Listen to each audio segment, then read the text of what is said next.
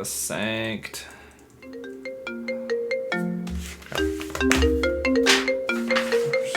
Where's that coming from?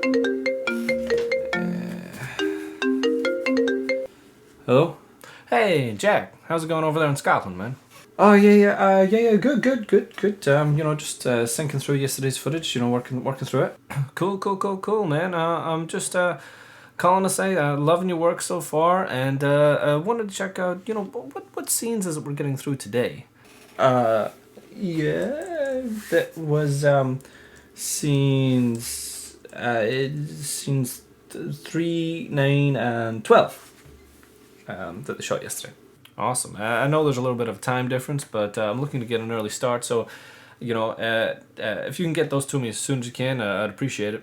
Oh, hey, yeah. Awesome, man. Well, I'll let you get to it.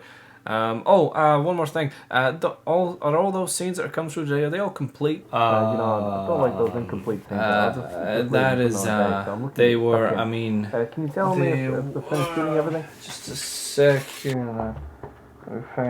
This was delivered in all a mess, just sorting through it. I'll find that info for you. I'll text you in a minute. I'll get it to you.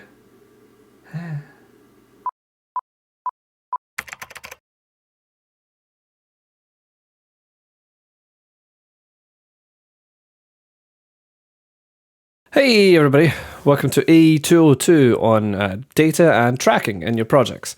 Now there's parts of this one that aren't exactly how-tos, tutorials as such, but more what-to-dos, so going through what's the most important stuff to track, what's the questions that your editor's going to ask you that you should be prepared for with the answer. Also just workflow stuff, tracking your own tasks and being ahead of stuff, being well versed on how long something is going to take you to do something, and having an answer for that. So yeah, we're going to cover a good bit of sort of general advice stuff for projects and workflows. And feel free to adapt this to your own unique projects, because by all means they are all different. I don't have necessarily a set workflow. Mine's quite fluid. It depends what I'm working on. If I'm on a reality series, it's going to be very different than if I'm on an action feature film. There's different priorities, different things that need to be tracked. And if you don't do this important tracking, then you can go out of your mind a little bit. A while back I was at a Q&A with the BFE, and we got to ask some questions of Eddie Hamilton, the editor of Top Gun Maverick. And he was telling us that on some of the shoot days for the flying scenes, where they had all those jets up in the air and they're filming all that lovely action stuff, then he was getting dailies of more than 24 hours worth of footage. He had more minutes of footage than he had physically in the day to try and work through it. So his assisting team definitely had their hands full, and I will bet you there was a whole load of tracking going on, make sure all that data was well tracked and taken care of, and they knew where it all was. So that's what we're going to look at today. And since we're going to be talking about a bunch of stuff that don't necessarily relate to each other, I'm going to talk about it in the order that I would approach it in the project. So we're going to start all the way back in pre-production, and go from there.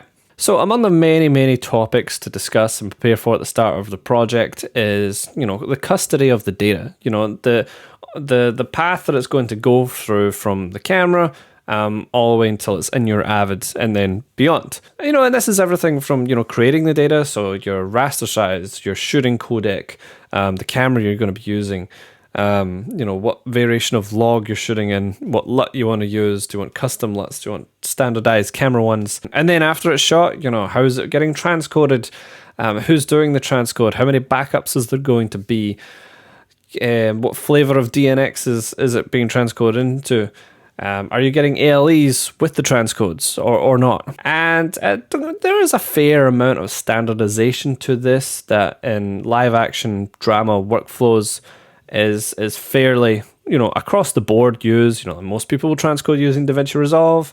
9 times out of 10, your transcodes are going to be DNX LB or DNX 36 for us legacy folk. But it is always a good idea if you are the assistant, preferably the assistant or the editor, to ask questions of this process, to try and set it out and standardize it. at the very start of the project. And this is something that I always endeavor to do, preferably if I'm brought on board early enough. You know, some productions won't bring on an assistant editor until a week before or less. In fact, I was doing a comedy series last year, and I was brought on the Friday, and the shoot was starting on the Monday. So it wasn't really a lot of prep time. But if you are brought on early enough, I highly recommend talking all this stuff through. You know, talk with the camera guys, talk with DIT, sound guys. Try and get all this stuff together and standardized into a document. You know, between myself, DIT, camera, all the relevant departments, we created a really, really good document at the start of Guns Akimbo. And I'll have some of that on screen right now. You know, what I'm allowed to show without any names or anything like that. And it set out the entire thing from shooting through to end delivery of the film. You know, of all the formats, everything, what it should be transcoded to, what LUTs we were going to use, how it was going to be delivered, how many backups there was going to be. And that meant that anybody who was in that chain of custody of the data could always just refer to this document if they had to check anything. And we had far fewer hiccups than I was used to on other projects, because there's always some. You know, if your DIT is off one day, someone comes in to replace them. This is something that's absolutely invaluable and really handy, and not just DIT, but also the assistant. If you're off, and we have to find cover and we get someone else in, then it's an invaluable tool to know how you're doing the ingest, if you're using ALEs, and just how all that media is coming in and being prepared and delivered out, and things to look out for, things that have come up in the camera tests or whatnot. So yeah, that's advice number one. Be prepared before the project starts and lay out your whole workflow from beginning to end. Everybody agree on it, and then, you know, have that be your little data bible that you can rely on from there on out. Now, you heard me just before mentioning ALEs a few times there, and if you're not familiar, ALE stands for Avid Log Exchange. It is a incredibly useful way of bringing metadata into Avid attached to clips, you know, like you have in your bin columns, or all that different metadata. It really, really is just a great way of ingesting metadata, and they are used around the world in all different workflows. They're really an invaluable tool because you can get in all kinds of metadata that might be spread out in logs and paperwork, or mentioned in emails, or just generally not even recorded at all. You know, because this data from these ALEs will either be coming from one or two places. They'll come generated straight from the camera. I know ARRI cameras generate an ALE along with the reel of clips, or your DITs, while they're doing the transcodes, will also create an ALE for you. They'll hand it over with the rushes. This is really, really common, actually. They'll create these using either DaVinci Resolve or maybe an app like Silverstack, you know, two very common platforms for DIT work. And with that, they can just add in a whole bunch of info there that's going to be really, really useful for you ingesting.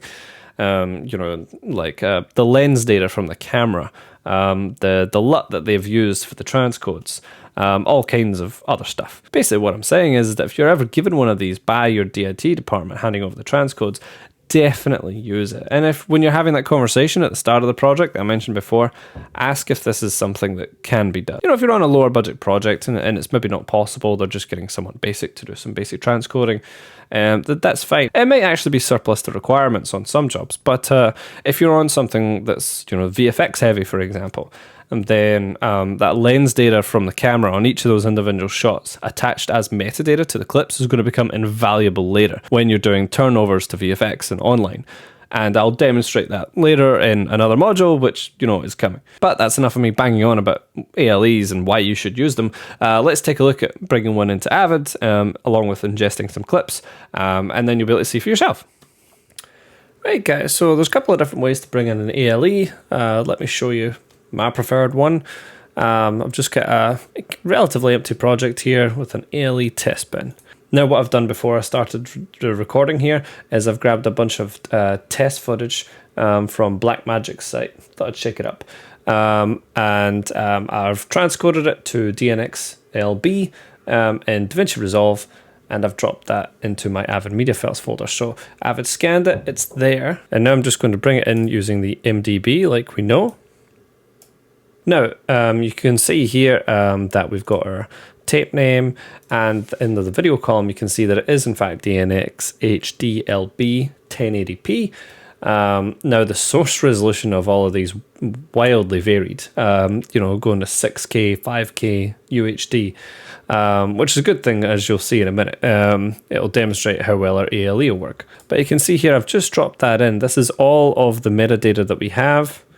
I've also got our created by Resolve thrown in the comment column there. But that's all the metadata that is attached to these clips at present. Now, I actually only brought that into the bin to demonstrate that and to show you.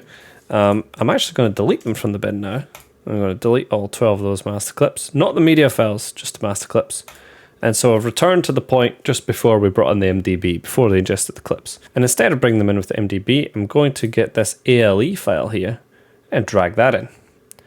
So this is one I've made in Resolve while I was doing the transcode. This is very similar to what your DIT might give you during the shoot. So if I drag and drop that into here, then we have a bunch of offline clips at the moment. So sorry, I haven't moved it over. But yeah, these clips are all offline, as you can see. But you can also see that we have a ton more metadata here. We've got the source resolutions, the manufacturer of the camera, the source path of the original clips, the display name, the camera ID, this like the serial number of the camera, the camera shooting frame rate. So these are all different as well. The camera type, the actual model that was used, and just, lots of other good stuff. Now, because I know that I have my material in and it's scanned, it's definitely there. I'm just going to select them all and go relink, managed media.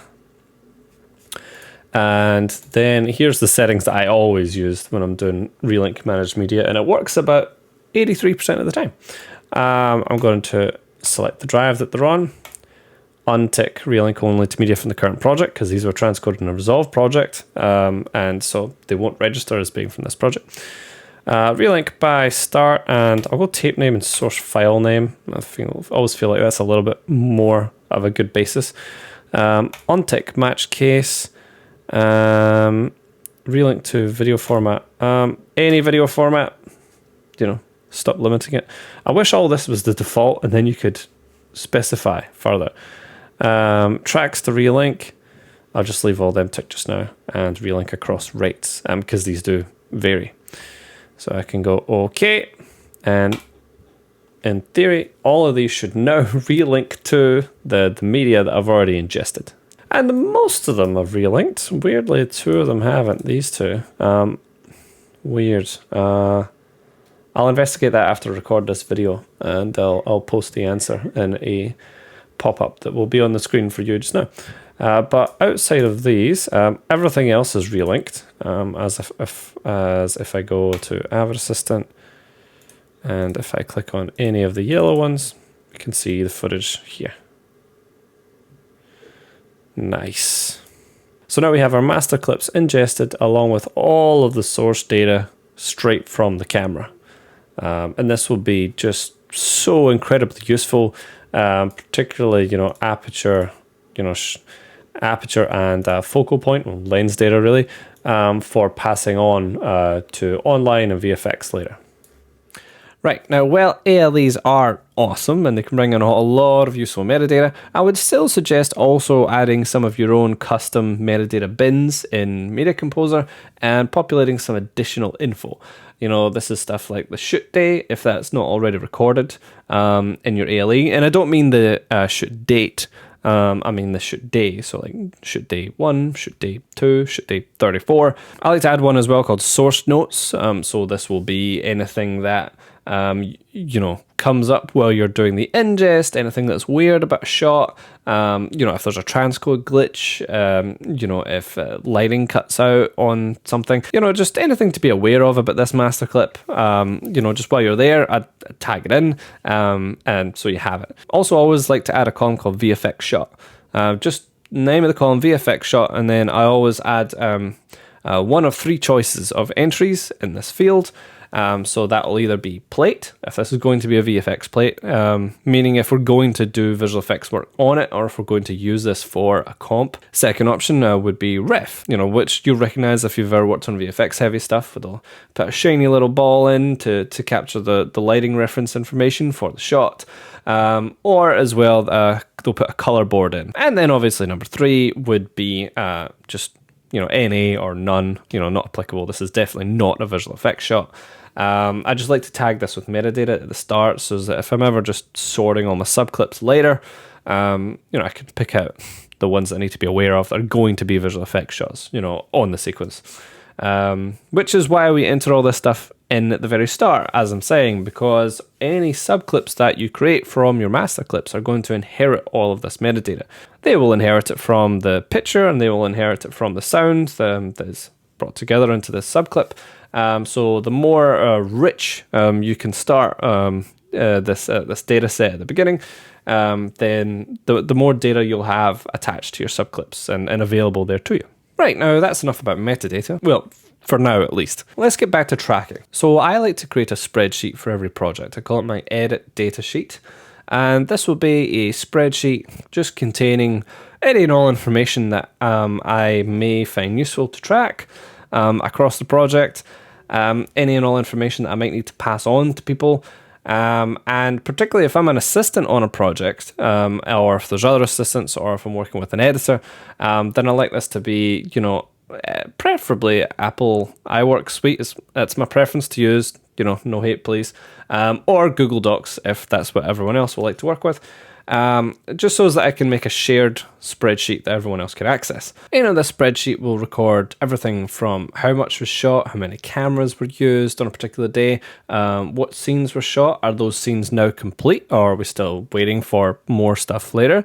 What LUT was used, any major notes from the camera sheets, continuity logs, sound reports to be aware of.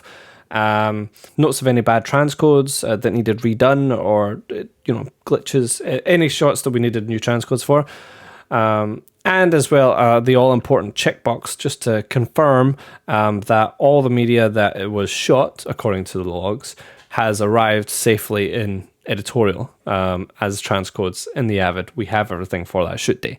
It is definitely a reassuring one for the editor, that to say that everything is there, and if you can say that with confidence, then when the inevitable moment comes that they're working with the director and the director says, hey, I'm really sure we had a tracking jib shot in this scene. We spent all this time setting up the track, and it slid in, it came, stopped right on the profile of Kellen there. Where's that shot? I want to see that shot. Sure thing, I can have a look. And the editor has a look and it's not there, the editor can confidently say that, nah, doesn't look like there's anything like that there. Sorry.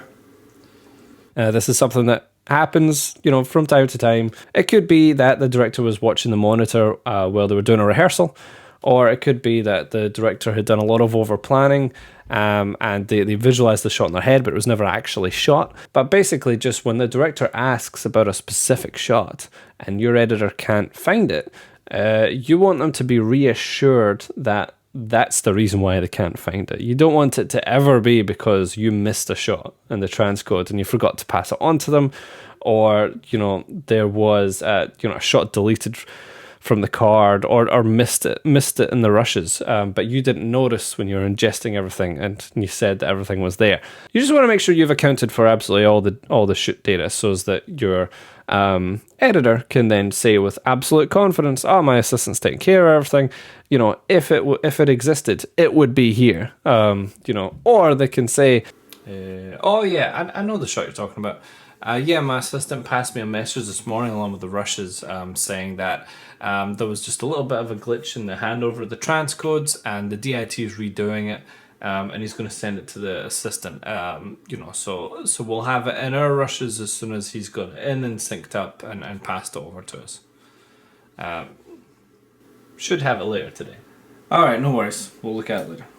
Just something like that. The more confidence and information you can provide to your editor when they're having conversations with the director, the much better time of it they'll have, and the quicker they'll be able to progress with the edit and, close down those conversations. Members of the editor tier on Patreon, by the way, have full access to my edit data sheet. There was a full episode about it on Patreon, and you'll be able to download it and use it as an Excel or Google Sheet that you'll be able to tweak and implement into your own projects, if you like. So just know that's there. And there's a number of other things that I like to track in this spreadsheet. I'll have scene breakdowns and rough descriptions of all of the scenes. Just in the off chance that someone's trying to talk to me about a scene and I haven't read the script in a while, it was just at the start and we haven't shot that scene yet, I can just quickly remind myself, oh yeah, that's what that's about. Although generally you're pretty familiar with the project. But it's good to sort of have it, especially if you end up reordering stuff later. Then you can have that there. And then you can also quickly do a little, not quite a paper edit, but like a little reshuffle in your mind if you're thinking about moving a scene earlier, and you can drag that row in the spreadsheet up and put it elsewhere, and then just sort of read it down and see how that would play out. It doesn't exactly give you the full effect, but it gives you an idea, seeing what information the audience has learned previously and what they'll learn after, and whether moving this bit up or down is going to cause any huge issues or problems, since this is something that can happen. Right, now there's one really big thing that needs tracked, arguably one of the most important, that I think I mentioned in passing earlier, but we haven't really talked about yet, and that's tracking your own tasks, just to do stuff you have to do. And now my method for this has changed quite a lot over the years. I started with pen and paper, and I would just write out a list of my tasks, and I like to draw a little checkbox on the right and tick them off as I did it. And then I moved from that to using apps like Clear on iOS, and then from that to spreadsheets. And my current favorite at the moment is to use a platform called Trello, and make a bunch of template cards of commonly done tasks. And there'll be checklists within there that I can tick off. But no matter how you're tracking these tasks, whether it's an app specifically for that purpose, or a spreadsheet, or pen and paper, here's a few things that I would just like to suggest that you factor into that workflow. So the first is you're always going to want to track who assigned you the task. And I do this even if it's myself, if it's a self-assigned task, or whether it's, the editor, or it's the director, or somebody from productions asked something. This is a really good one to do, particularly, because there's those times when you might get like a low priority request that you come back to, and they ask you to do something, then you get really busy, and it's maybe a day or so later before you get to it, and you can't quite remember who it was. Maybe it was someone in art department or production, and if it's an email, you can maybe search it, but if they've just stopped by and asked, then you might not have that information. So definitely good to track that one. Plus, it gives you sort of a sense of the priority as well. Your editor and director always take top priority, and kind of anyone else that asks, unless they're the exec that happens to walk into the assistant suite, then anyone else is sort of a lower priority. You're going to want the date and time that a task was assigned to you, preferably date and time, but if not, just the date. This way you kind of get a sense of how long whoever assigned to it has been waiting for it, how long you've been working on it, and if there's one that's been sitting there for a week, you might want to get on that, and just so that you can keep clear in your head, what stuff is happening on when, and stuff like that. You're going to want to track the level of urgency, so just the priority of any particular task, whether this is something that has to be done now, or, you can do it after. So, for example, if this is during the shoot and, you're ingesting yesterday's shoot day, that probably takes priority over anything else, because your editor will be waiting on that to start their job. Whereas if art department have asked you to export some reels or snippets from a previous day's footage, because they're going back to that location next week, then that's something that could probably wait to the end of the day. And this could be tracked depending on how you're doing it, by a color code, or a column of data, a cell, however you want to tag it. But it's definitely one that should be tracked.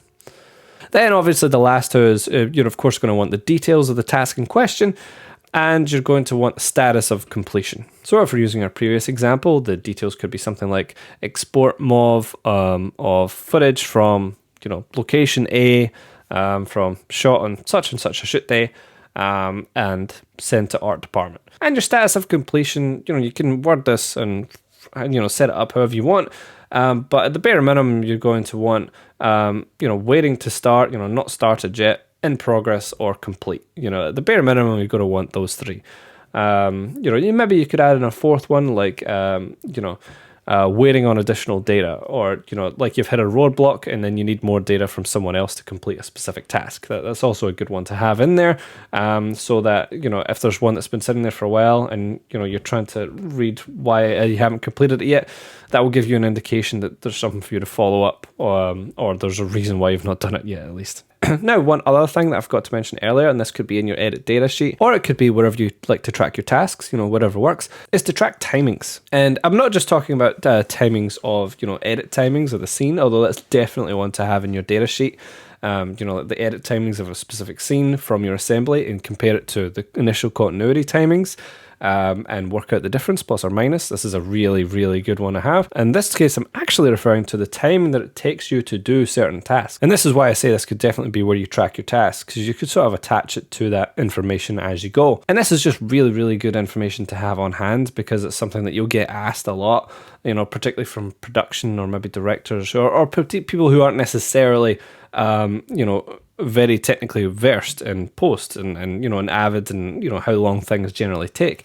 If they ask you for an export of the project, an export of the film or the episode, or if they've given you some stuff to ingest and prepare or something like that, they'll often ask you how long is that going to take roughly, or how long until that's ready, because I want to sit in with the editor and look at it, or maybe your editor even asking.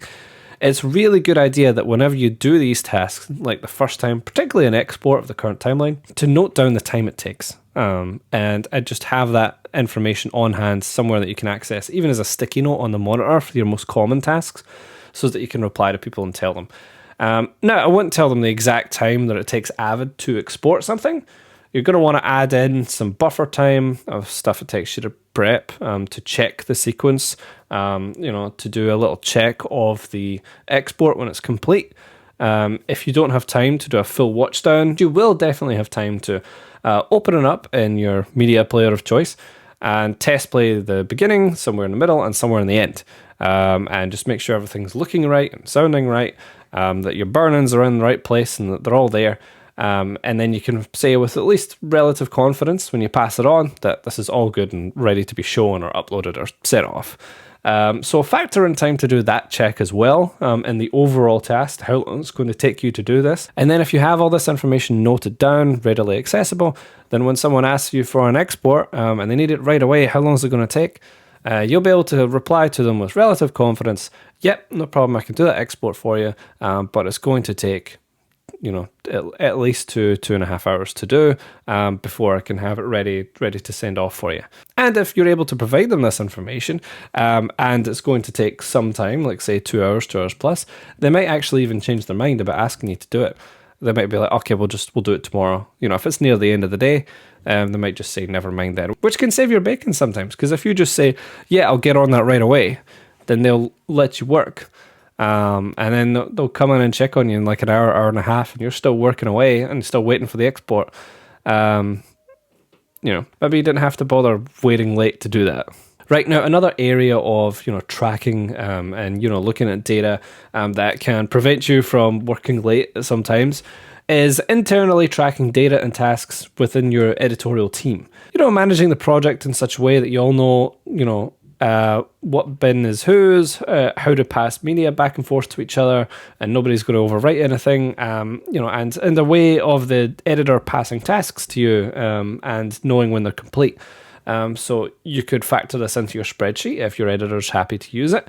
Or I worked with an editor once who had a system of color-coded markers that he liked to use, where he would add pink markers onto the timeline with a description of a task that he'd like us to do. So this could be something like, refine the sound effects in this scene, or find some material to add into this screen and track it in, something like that. And then at the end of the night, when the editor had left and the assistants were still on, we'd take a look at these pink markers and we'd get to work on them. We'd do any that we could. And, once a task was complete, once we'd done one, we'd just change the color to white. And then the next day, editor would come in, he'd take a look at this, and if he liked what he saw, then he'd just delete the marker. If he felt like it needed more work, then he'd change the color back to pink again, and we'd review it again at the end of the next day. So, that system worked quite well between us for passing tasks back and forth, particularly because we were on alternating shifts and we just did a short crossover, and just for having everything in Avid. I also like to have, folders within the Avid project, one like to editor and one, to assistant, just for us to pass bins back and forth to each other. This could be quite handy if you are both in separate places, if you're working remotely and you're both working on local drives, or if you're on a Nexus and you've got bin locking and, you can't really use the timeline while they're using it, so they have to pass you scenes to work on. And it just gives like a sort of tidy place for them to fire bins and fire stuff to you. Just try and get them to date the bins that they put in there, using the only date format that is correct and okay to use, which is year, month, day. And then stuff will get sorted chronologically and you'll be able to just grab the latest. Either that, or you could have an old folder inside, to assistant, and just drag the old ones into there when and as needed, so you can always track the new stuff. And there's a whole load of other things that you can do in this area. Some of them may already come from your editor that they've used on other projects before, like that markers example. Or there's ones that you can bring to the project that maybe you've came up with you like. For example, particularly if we're on the newer version of Avid, I like to change the bin background color of a bin to either green or orange. This is for a rushes bin. As to whether or not that scene is complete. So if it's green, that means the scene's complete, everything's been shot for that scene, they can get to work on it. If it's orange, there's still some stuff to come. And if you're on a relatively new version of Avid, then you don't even have to open the bin to see the bin color. There'll be a little square next to it in the sidebar or the project window where you can see the bin color. And then they'll be able to just know that information right offhand without having asking you. And then they have the option to just leave that scene alone until all the footage comes in. Or, do a temp mock-up and just record the rest of the dialogue themselves and, cut it in that way. Better that they have more information than less. But yeah, that's an example of one that I like to suggest, that we use. And your editor might not go for it. Sometimes they don't like, you coloring their bins. And I know of at least one editor who likes their whole media composer to just be like monochrome. It just looks like shades of grey. There's no color there whatsoever. It drives me mental. And done. Finally got my Avid set up just the way I like it. No color whatsoever.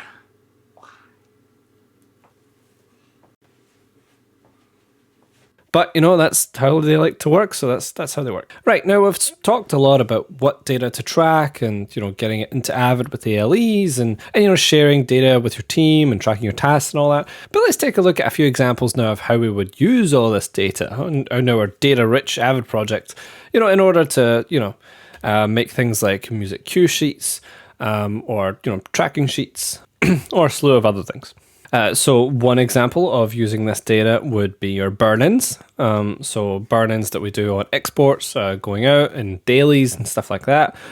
We can burn in just about any piece of data that we have attached to a clip or a sequence for that matter in Avid using the custom property field in the timecode generator.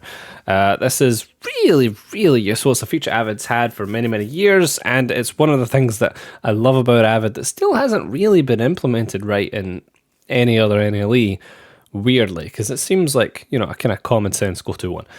Another great way we can use this data is using span markers on the timeline to keep track of, episode parts. There's going to be commercial breaks and stuff like that. So here's an example of that. So span markers in Avid are really easy to make. You just set some in points and out points. So I'm just going to mark, from the very start up to 01 picture start here. And then you just hold the Option key and then hit your, create marker button, whatever you've got mapped to your keyboard. And you'll create a spanned marker. I can see it's created up here.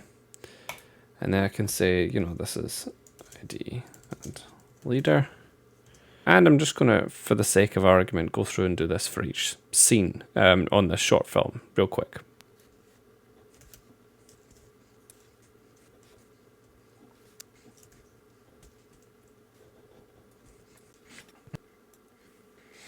Right, now I've done that, you can see very clearly the difference between our span markers, which we have here, in this icon, and our normal markers, which are down here. Our span markers give us a timecode in and a timecode out. We get a start and end, and just based chronologically on where you put them, so it'll change dynamically, we get a part, which shows that this is probably most useful for denoting like commercial breaks, or just sections of a timeline. But you should be aware that if you make any edits or change the duration of any of these sections, you will probably lose the span marker, and you also can't have any that overlap each other as well. So they are incredibly useful, but also very limited in their use. But if we do have them, nice and neat like we'd have here, we can select them all, go to the fast menu down here and export the markers as text. I'm just going to do the span markers just now. Throw them onto the desktop for now. I'll call it span. And now here you can see what it looks like if I open it up in a spreadsheet. We have a column just denoting my the Avid user profile that I have. So who made the marker, usually, depending on what you call your user profile. Not much use to me in this case, so I'm just going to get rid of that. And then we have the timecode in, and then we have a duration of each of these part sections in frames. Now you will have noticed here that our timecode out doesn't seem to really export with the markers, but there is a way to get this information out, as you'll see a bit later. Now, another great way of getting data out of Avid is by exporting a markers list that you've made. These can be exported as a text file, just a tab delimited text file, and can be used for all kinds of purposes. Now, in a very, very similar vein to exporting markers, we also have timeline clip notes, which is a great feature, a good bit newer than markers. But instead of a single frame marker that can slide along the timeline, we're attaching data to a specific instance of a clip on the timeline. So let's take a look at an example or two of how that could be utilized. Right, now another really great way to record data and export it out of Avid is with timeline clip notes. So let me show you a good example of when and where I would use one, and that is reviewing visual effects shots. So this is particularly useful. Say you've got your visual effects shot sent back from the vendor, but the edit's still being tweaked or changed, and this is the VFX shot you get back, and it looks like this. It's slightly too short. Then what I would do is I would zoom in on that area. I would mark this section just to see just how short it is, so I can see it's 53 frames short, and then I'll just select the visual effects shot and go timeline, add timeline clip note. Now I have this mapped to a key, so I wouldn't actually do that, but just so you know where it is. And then I can type in some notes that I have on that visual effects shot, like add 53 frames to the tail, and then maybe some notes on whatever the visual effects shot is. Improve masking. And then much like the markers window, we've got the timeline clip notes window, which you can find under tools, timeline clip notes, and it looks like this. So we get the name of the clip. So this is why it's particularly useful for visual effects shots and animation shots and providing reviews, is because we get the name with the version number that you've been sent. So when I export this out as text and send it to them, I'm saying that this note applies to that specific version. So version 9 needs 53 frames added to the tail. And we can see the duration of the clip in timecode, or we can right click here and go show as frames, which is probably going to be more useful for visual effects and animation. And yeah, and then as stated, we can go to our little hamburger menu down here and export out to text. And then when we open this up in a spreadsheet, we can see we get tab delimited, nice and spaced out. You can imagine lots and lots of these, clip notes as you do a review of a batch of visual effects shots, along with start timecode, end timecode, and frame duration, as well as our note that we're sending back to them. So it's particularly useful, I find, for that purpose. Maybe not quite so much for doing cut notes or things that you need to come back to, because it is attached to the clip which can make it more useful than markers in the sense that you can trim the clip and trim the area, and the note won't disappear. But if you swap out a take at any point, or if you get rid of that clip, then obviously that note is going to disappear since it's attached to that clip. So just something to be aware of. But that is timeline clip notes. Very, very useful feature. I use it all the time. It is mapped to a key, and it's great little feature in Avid for sending data in and out. Another method for getting data out of Avid is actually ALEs. They're not just for ingesting. We can actually use them for exporting as well. We can export out of Avid in the same ALE format that we ingest, that has information of the project, in the format, or we can export it as a tab delimited, which is arguably more useful for spreadsheets and things like that. So let me show you a quick example of exporting some data out from Avid to put into a spreadsheet. Here I have a bin of all of my synced clips for the treasure, with a whole bunch of different metadata for all of them. I'm just going to clear those mark-ins and outs. Ranging from the raster size, the format, the source file path where I got it from, track patching, all that good stuff. And to export this out as an ALE, just make sure that you have nothing selected. You can do this by doing Shift Command A, or just by selecting any one of the columns, and that'll deselect the clips. And then just go File, Output, Export Bin. And as long as you don't have any clips selected and your bin is the foremost window open, this option will be available. If it's not, that option won't be available. But when you go to Export Bin, here's what you'll see. By default, it's set to export as Avid Log Exchange, and ALE. But I would just change this actually, because exporting as a bog standard ALE is going to add a bunch of data at the top, like project format and things like that, which can mess it up a little bit if you're going to bring it into a spreadsheet. So if you want to make it a little bit more spreadsheet friendly, just change it to tab delimited. So now if I just throw that to the desktop, and here's what that looks like if this is open in a spreadsheet. So we have all of our columns from the bin, with the same headers from the bin, all here, sortable, siftable, in our spreadsheet. And we can then use it however we wish. So, you could use a bin display to just gather a bin of all the music tracks you're using in a sequence, and then export all the metadata of them, album, artist, stuff like that, and get it into a spreadsheet this way.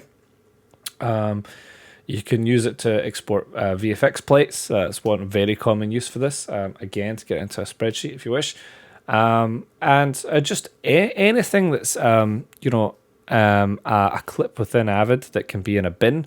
And I say that as whether it's a master clip or a sub clip or audio clip, whatever, it doesn't matter. As long as it's not a sequence, then you can use this to export all of the bin data, everything that's currently displayed, and bring it into a spreadsheet or anywhere else that you can bring in tab delimited text data. It's really, really useful, particularly it's really, really useful, honestly, just for sending data to people about clips. VFX plates is probably the one I use it for the most, but I do use this quite frequently to get data out of Avid. It's probably one of my favorites. And lastly, one other one that's essential to have a look at is Avid's list tool, the successor to the EDL manager and Avid's way of exporting EDLs. Now, this is a really invaluable way of getting data out of Avid, particularly from timelines. So let's take a look at a few different examples of when to use that and how to use it, best for different purposes. So the list tool is a great way of getting data out of Avid. You'll find it under the tools menu here, a list tool. And it can even actually get us all of our spanned marker data out correctly with start, end, and duration information, like we saw properly in the markers window. So let me show you how I'm going to sneakily do that here. I'm just going to select one video track that doesn't have anything on it. It's just a burn-in. And then in my list options here, I'm going to go both picture and sound, and make sure to select all markers at N. So it's just going to put all the markers data at the end of the EDL. So I'll select that, and then I'll hit preview, and I'll show you what my EDL will look like when I export it. And here we are. This is what it would look like. So we've got all of our normal markers here, our single frame markers. But up the top, we have our spanned ones. And we can see, start time code, end time code, duration, and part number. So if I was to export my span markers to denote com breaks and stuff, this is how I would do it. I would simply save this list. I'll throw it to the desktop again. Then I would just rename the file extension from EDL to TXT, which will allow me to open it up in a spreadsheet. And now we can see here, I've got pretty much all my data here as I would like it. I've got the name of the marker again, which I don't really need, so I can get rid of that. And then I have my start time code, my end time code, duration of the part numbers, and the comment. So then I could reorder and reformat the spreadsheet however I like for whatever purpose I was using it for, whether I was to make com breaks or whatever. And that would be me having utilized span markers in a useful way. So there's one way to get data out of Avid. Now, we've spoken about the list tool before. I think we used it in AE101 when we were doing end deliveries, which is probably the primary time when it's used, since it's used for making EDLs and delivering, metadata on final handovers. And it's very, very good at that. So you'll find it under Tools, List Tool. It is a massive improvement over its predecessor, which was EDL Manager. Now we can just hit load, and it's going to grab whatever sequence you have open. We can quickly select whatever tracks we want to use. So say if I just want V1, since that's all my base video. And I have all my template settings here. I'm just going to hit online turnover and see if that's what I think it is. And then go preview. And yep, it's going to list every clip and every piece of effects that's been used on that clip. So whether it's a frame flex or an AVX plugin or little dissolves or whatever else, these are all recorded here. And this is something that some post facilities will request, that you add this into EDLs, and whereas others will specifically request that you don't include that. So you could just go to your list options here and untick all of this. I'd say this is probably actually more common for me to not include any of that. So yeah, probably just clip names. So do an update there, and that's looking more like it. So we're going to have our clip name, and we're going to have the source file name here, and this will be based on the tape name or what you've set as your commonality. And we'll have a few timecode columns here. The first one is going to be sequence in, then it's going to be sequence out. And then we're going to have a few timecode columns over on the right here. The first one here is going to be source in and then source out for the respective clip in this line. And then next to it we have sequence in and sequence out. So we're getting information of the portion of the clip that we're using and the portion of the timeline that it's used on. This is more or less encapsulates the whole point of an EDL, which stands for Editor's Decision List, by the way. It is a record of everything that's been done on the timeline. Not quite as comprehensive as an AAF, but it's still incredibly useful and used the world over today because of its text format and how we can utilize them in spreadsheets and everything else. Whereas an AAF is predominantly just for transferring your timeline to another platform or another machine, NLE, or an archive, what have you. But that's a technology software translation, whereas this is text-based, so we can use it for other purposes. And you should bear that in mind and have a play with all the different controls here and see what you can use it for. Yeah, it's just a really, really useful tool. And not all of the EDLs actually look like this and follow this format. We've got a whole bunch of different formats here. You know, some of them like tab lists, for example, can look quite different. You know, and here we can get, you know, start, end, duration of each individual clip. You know, we can do columns, which looks a bit different again. Web lists, XMLs, although Avid doesn't really do XMLs very well. I wouldn't really bother with it. But yeah, this is your EDL tool, where you can export out, you know, EDLs to your timelines for numerous reasons. Just remember that if you do want to use it as text, you know, for spreadsheets or something like that, just change the file name after export from EDL to .txt or something like that, and then you'll be able to import it into your spreadsheet or whatever else nice and easily without any special plugins to read the file extension of an EDL. Right, so as you can see, there's a number of ways we can get data out of Avid and sent to various other artists working on the film in different roles to aid them in doing their bit. And there's a couple of other ones I've held back for the VFX tracking module we'll look at there, since it's going to probably more specifically focus to that use case. So you can stay tuned for that one. But as for this 202 module, I think that's us more or less covered. You know, we've taken a look at metadata in Avid, and we've taken a good look at tracking in the editorial post-production workflow. As always, if you've got any questions on anything at all that I've said, please leave a comment below. If there's anything that you'd like me to expand on, you can mention it there as well. And if this is your first time here and the first video that you're seeing, maybe give the video a like. You know, you can check out the 101 series we did before, covering more of the foundational stuff for assisting. And, you know, there's a subscribe button there too. I mean, I'm not going to remind you about it and tell you to push that subscribe button, but I'm just saying that it's right there below the frame.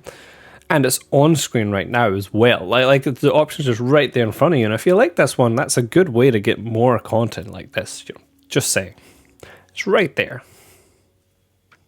You know, it's right there.